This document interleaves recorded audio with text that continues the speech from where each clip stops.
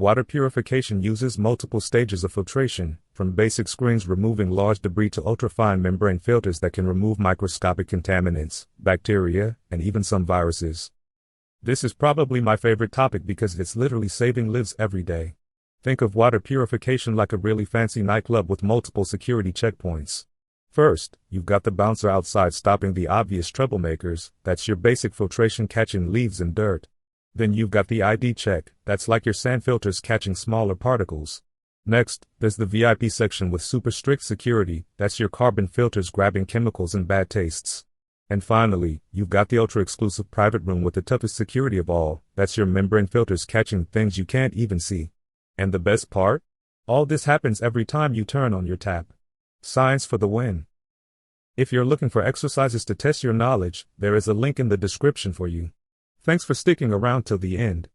If you enjoyed the video so far and want to see more content like this, make sure you hit that subscribe button. Thanks for watching.